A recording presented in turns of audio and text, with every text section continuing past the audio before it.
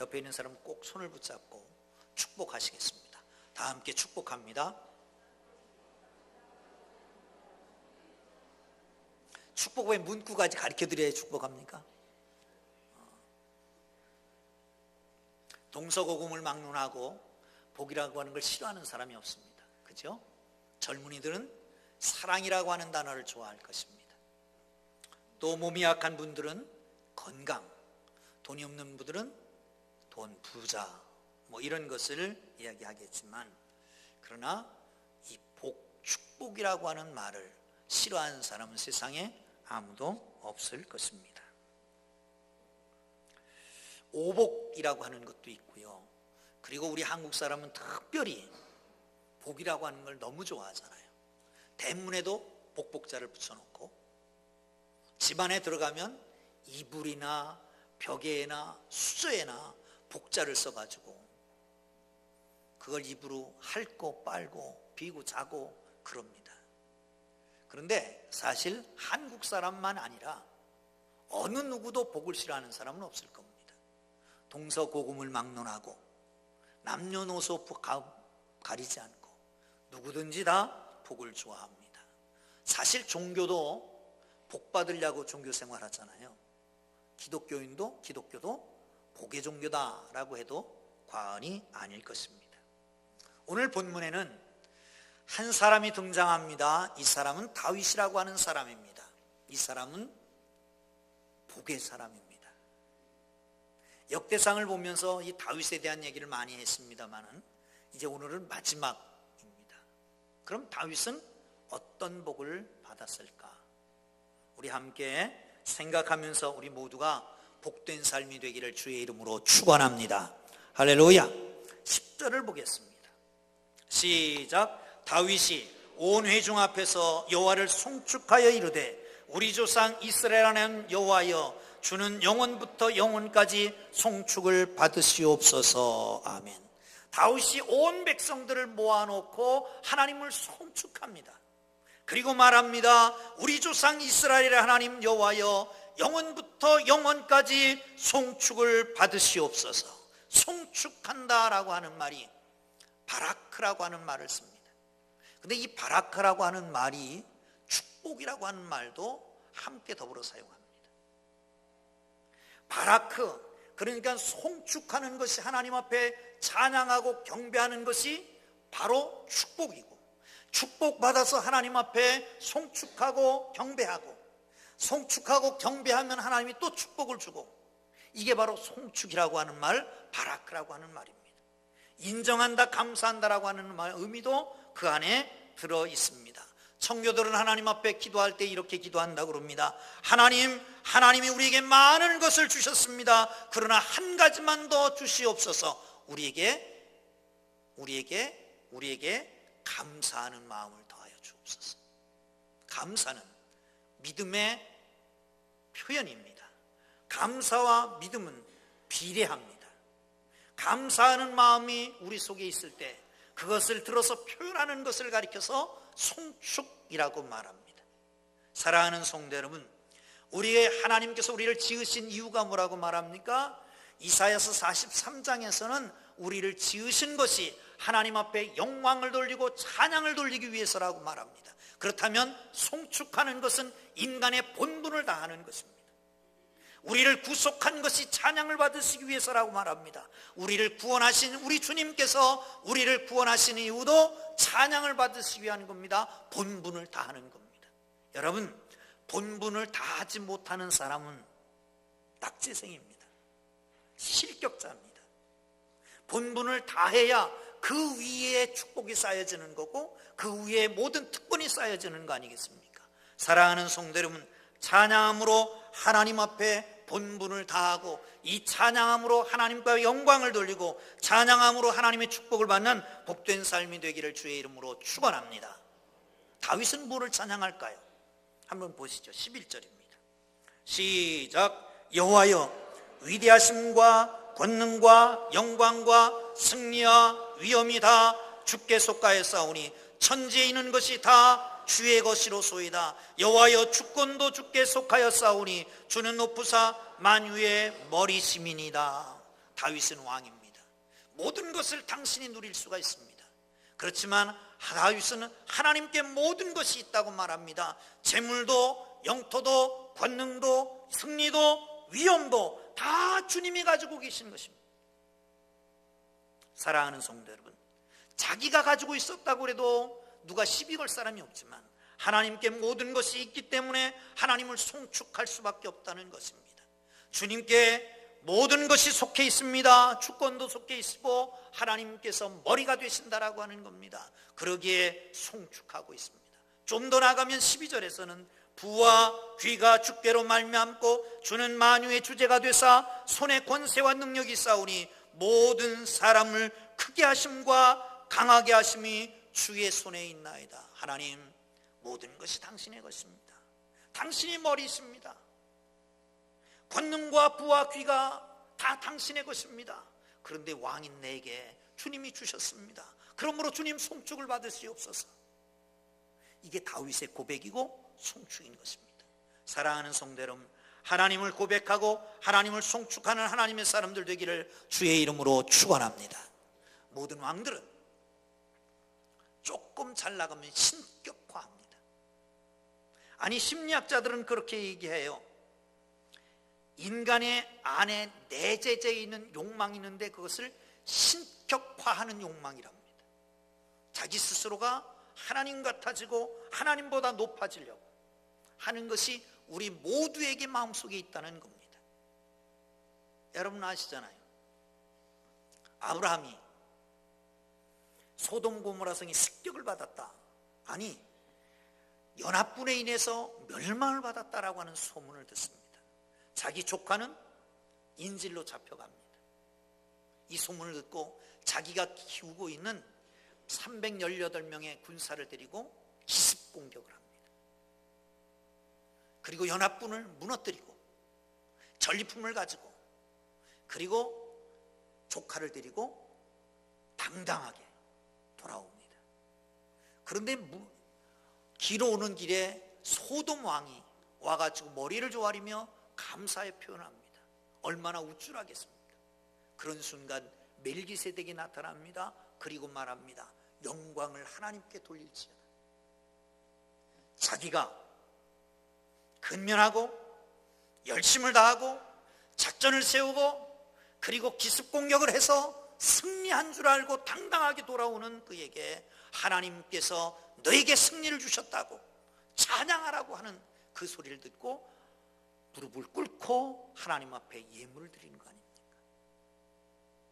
사랑하는 성도 여러분, 종종 우리는 하나님 같이 되려고 하나님 위에 서려고 하는 마음이 생긴다는 말이죠.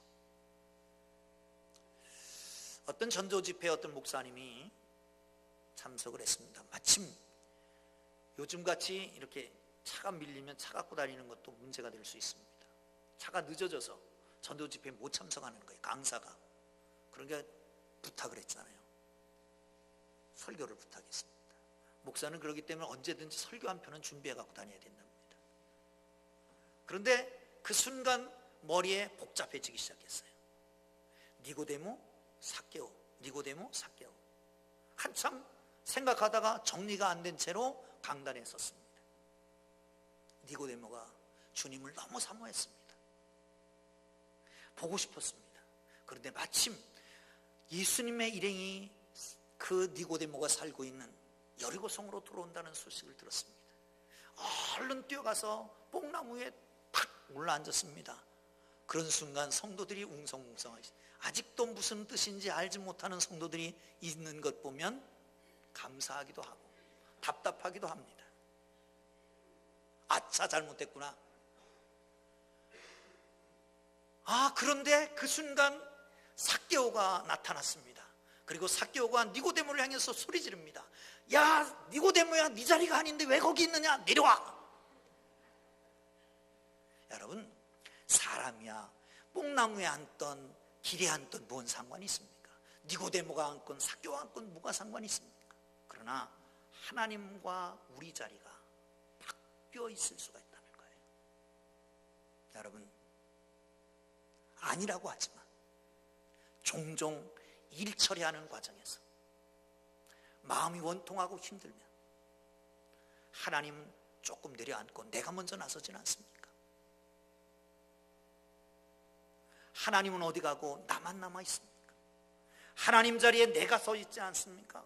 내 마음대로 화를 내고 내 마음대로 성질 부리고 내 마음대로 분통 터지고 내 마음대로 말에 붙이고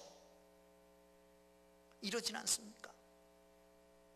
여러분, 다윗은 끝까지 하나님을 송축합니다. 위대하심과 영광과 위엄과 이김이 당신에게 있습니다. 땅에 있는 모든 것이 당신의 것입니다. 그걸 내게 주셔서 내가 누리고 있습니다. 주님 송축합니다. 영광을 받으시옵소서. 그러니 그가 복 있는 사람이 아닙니까? 본분을 다하고 그리고 그 본분을 다하는 자에게 주시는 그 놀라운 축복, 이 영원한 발악, 하나님이 주시는 복이 여러분 속에 있기를 주님의 이름으로 축원합니다. 할렐루야. 다시 한번 봅니다. 19절을 보겠습니다. 시작. 또 내 아들 솔로몬에게 정성된 마음을 주사 주의 계명과 권면과 율례를 지켜 이 모든 일을 행하게 하시고 내가 위하여 준비한 것으로 성전을 건축하게 하옵소서 하였더라. 아멘.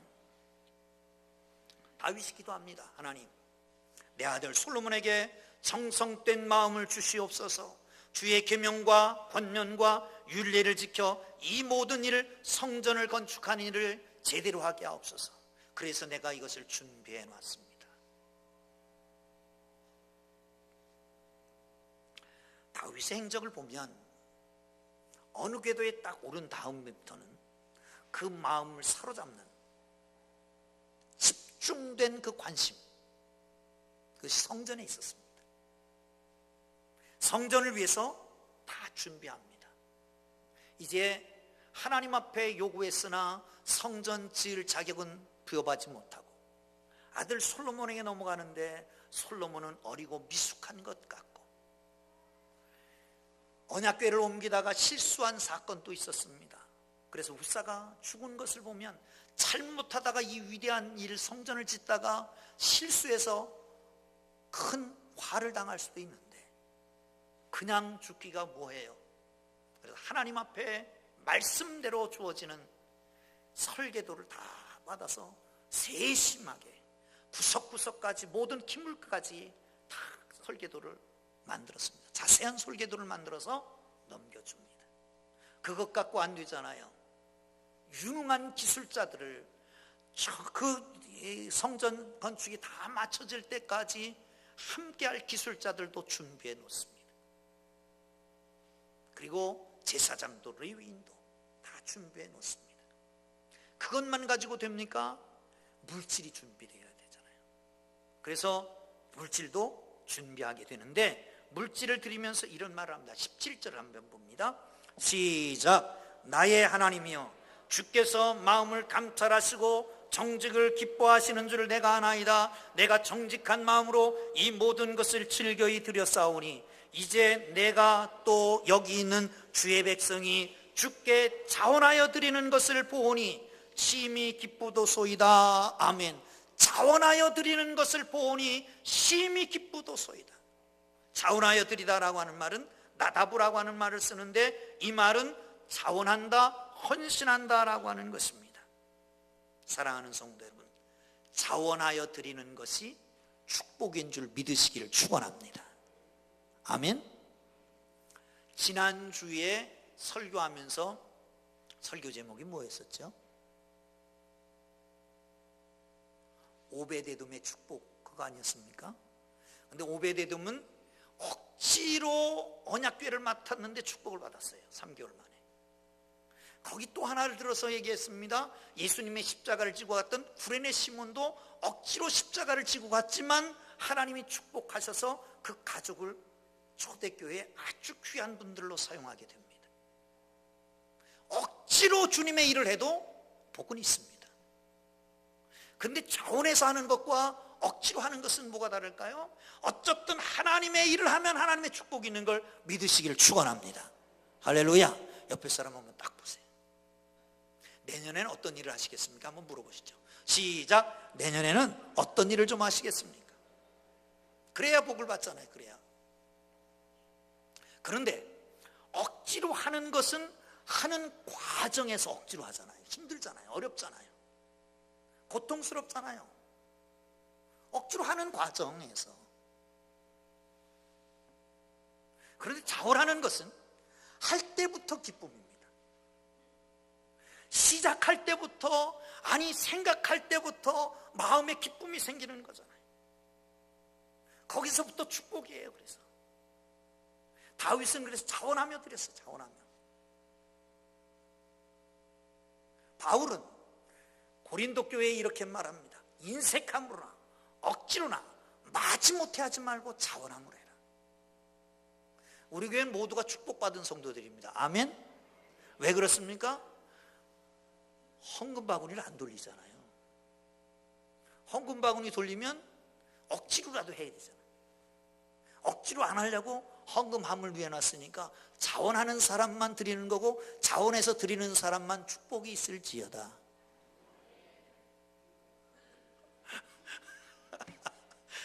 죄송합니다. 여러분, 자원해서 드리는 게 복인 걸 믿으시기를 축원합니다. 여러분, 그런데 얼만큼을 자원해 드렸냐? 성경에 보니까 금 3,000달란트, 은 7,000달란트. 이게 다윗이 혼자 드린 거예요. 달란트 그러면 감이 잘 안 오잖아요. 무게로 계산한 거 보니까 3,000달란트면 100톤이래. 100톤. 돈이 아니라 톤. 은이 7,000톤. 다시 생각해 볼까요? 여러분, 여기 지나다니는 큰 트럭 하나가 몇 톤 트럭이에요? 15톤 트럭이에요. 100톤이면 그게 몇 대가 가야 돼요? 6대하고 3분의 1이 더 가야 돼. 3분의 2가 더 가야 돼. 그러니까 7대 분량이 가는 거예요. 뭐가? 금 실은 트럭이 7대가 성전으로 들어왔다는 거예요. 우리 풍동교회에 그런 역사가 나타나기를 축원합니다. 은 실은 트럭은 몇 대예요?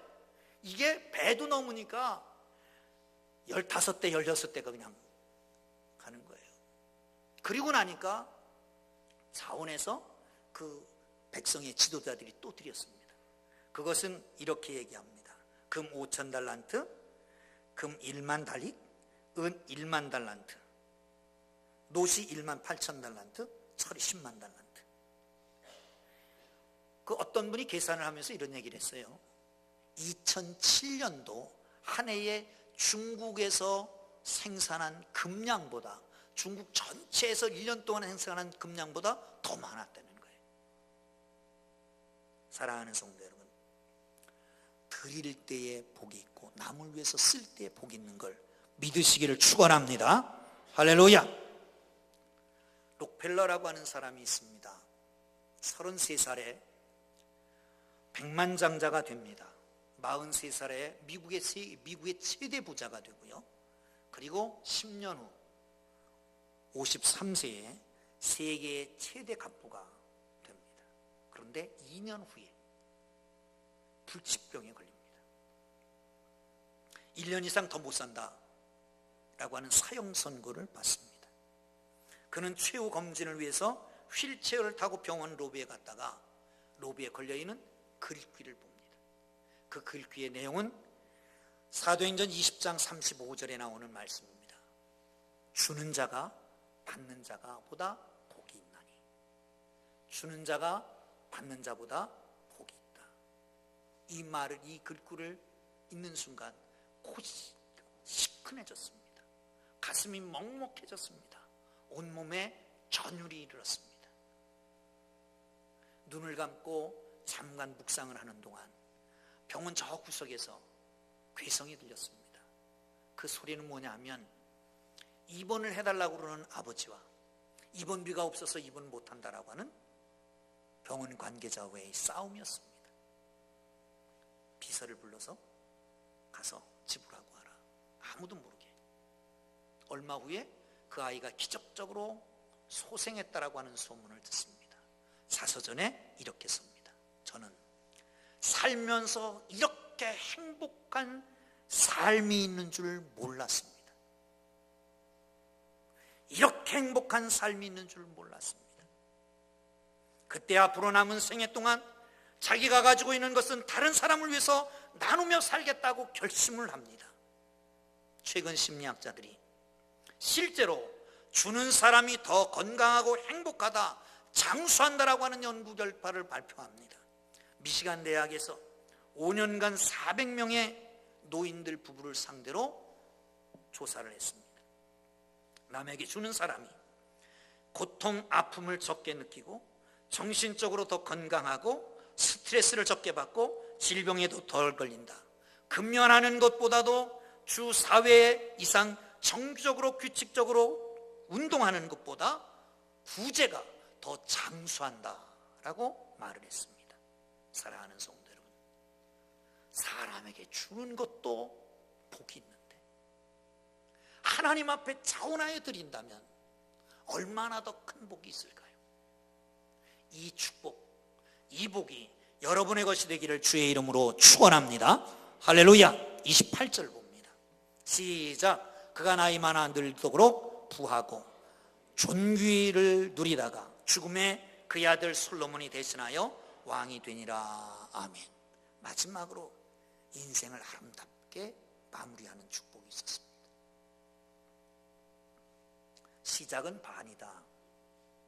천리길도 한 걸음부터 시작이 중요한 겁니다.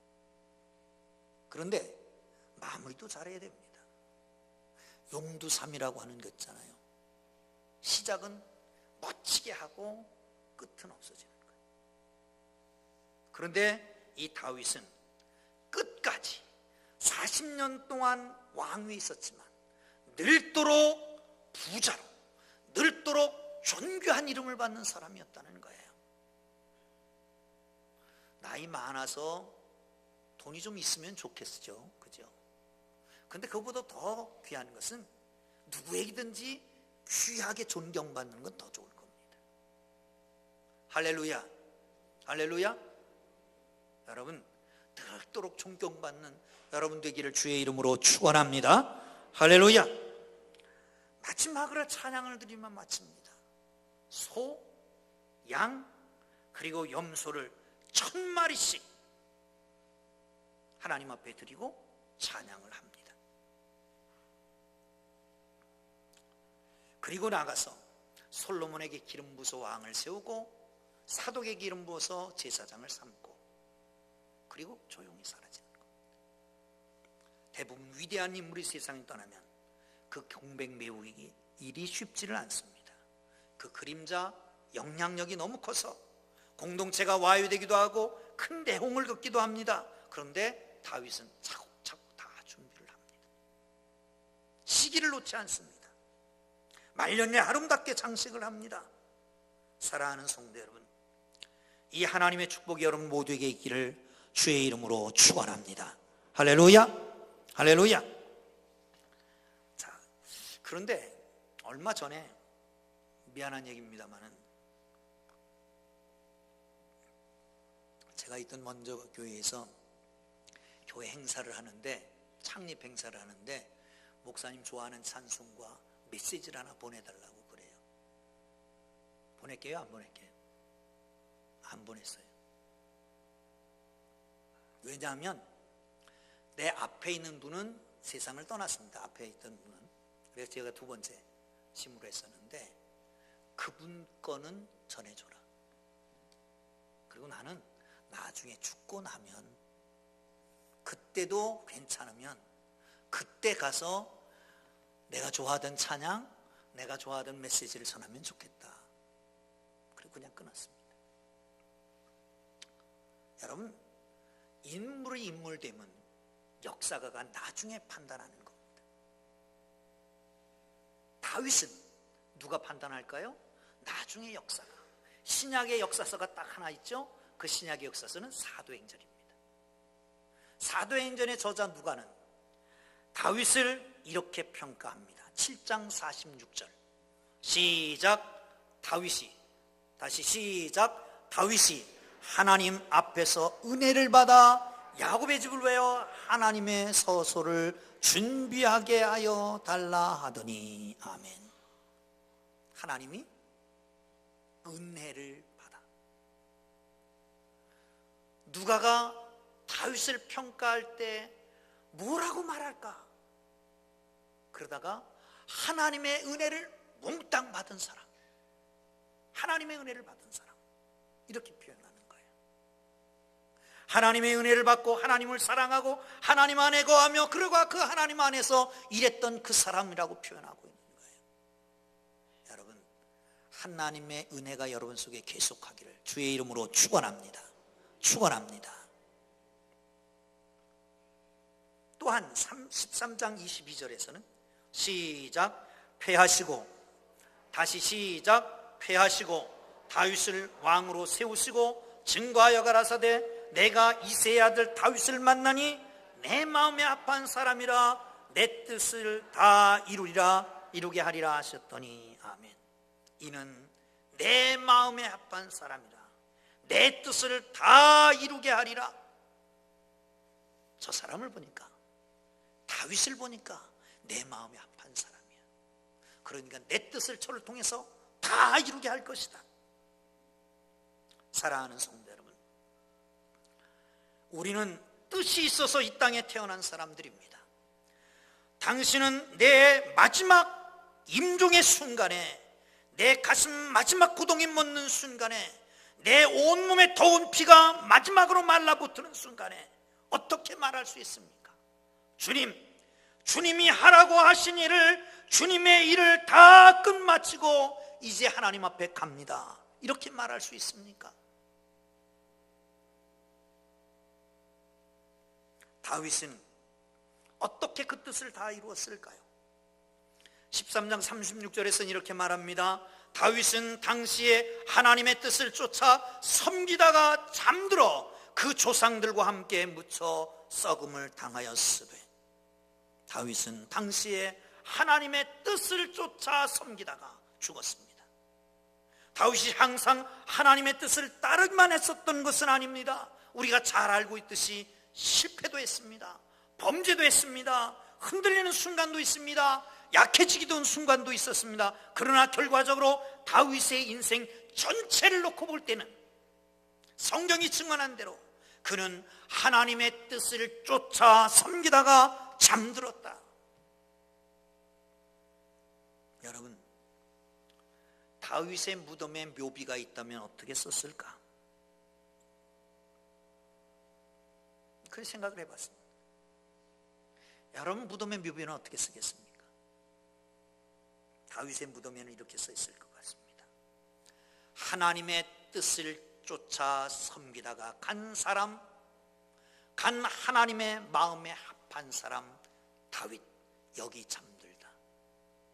얼마나 멋질까요? 여러분, 여러분의 후손들이, 아들이, 손자, 손녀들이 여러분을 나중에 어떻게 평가할까요? 부자? 마음 쉬운 할머니? 권위가 있는 할아버지? 뭐든지 요구하면 다 준 할아버지? 나에게 많은 재산을 남겨준 어머니? 아버지? 이렇게 평가할까요? 사랑하는 성도 여러분, 내 인생 석양에 저 찬란한 빛으로 물들 때 어떻게 하면 하나님 보시기에, 주의 사람 보기에 아름다운 인생을 마칠 수 있을까? 이 세상 영원한 거 아닙니다. 개똥밭에 굴러도 이 생이 좋다고 그런 소리 하지 마세요. 저 하나님 나라가 훨씬 더 좋습니다. 우리 장인어른이 병원에 입원해 있어서 자주 가지도 못했습니다. 너무 바빠가지고. 한 번 갔는데 맞은편에 아주 얼굴이 곱살한, 곱게 늙으신 아저씨가, 87세인가 된 아저씨가 누워있더라고요. 그래서 목사가 뭐해요? 전도해야지. 전도하고 싶은 마음이 딱 생겼습니다. 다가가서, 아저씨 어떻게 여기 오셨냐고. 말문을 열어야 될 거 아니에요. 췌장암이래요. 그런데 항암 16번을 받아야 되는데 8번 1차 받기 위해서 들어왔는데 지하로 내려가서 항암을 받으라고 해서 내려갔는데 다시 연락이 와서 다시 올라오라고 해서 올라왔대요. 왜냐하면 간에 염증이 있어서. 그걸 다 치료하고 났는데, 그런데 구토가 자꾸 난대요. 뭘 먹기만 하면, 아니 냄새만 맡아도 구토가 난대요. 집에서도 못 먹고 병원에 가서도 못 먹고. 그래 링거 맞고 있는 거예요. 영양제 맞고 있는 거예요. 그래서 한참 얘기하다가 그런 얘기를 했어요. 교회는 다니시나요? 그랬더니 이분이 이런 얘기를 하더라고요. 교회 안 다닙니다. 제가 직장이 그래서요, 가다가 절이 있으면 절도 들어가고 교회 있으면 교회도 들어가고 헌금하고, 그리고 뭐 유럽 여행 갔을 땐 교회 성전들이 많아서 이 캐톨릭에 가서 불도 켜놓고 그랬습니다. 그러면서 하는 말이, 그냥 이 땅에서 잘 살다 가면 되는 거 아닙니까? 근데 지금 잘 살고 계십니까? 몸이 아프잖아요. 췌장암이 제일 아프던데. 그랬더니 얼굴 싹 돌려요. 말하지 말라는 거예요. 듣거나 말거나 계속해서 말했습니다. 전도하는. 그런데 안 듣는 거예요. 이제 그만하라고 그래요. 그래서 그냥 왔어요. 여러분, 이 땅에서 의롭게 깨끗하게 선하게 살면 되는 걸까요?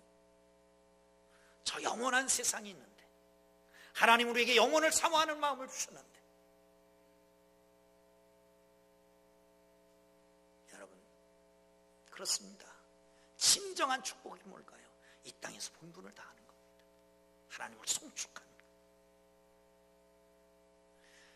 자원해서 하나님 앞에 드리는 겁니다. 이웃을 섬기는 겁니다. 그리고 나아가서 마지막을 잘 마무리하고 하나님 앞에 섰을 때 정말 하나님의 뜻을 따라서 하나님을 섬기다가 하나님 앞에 간 하나님의 마음에 합한 사람, 여러분 모두가 되기를 주의 이름으로 축원합니다. 축원합니다. 기도하겠습니다. 하나님 아버지,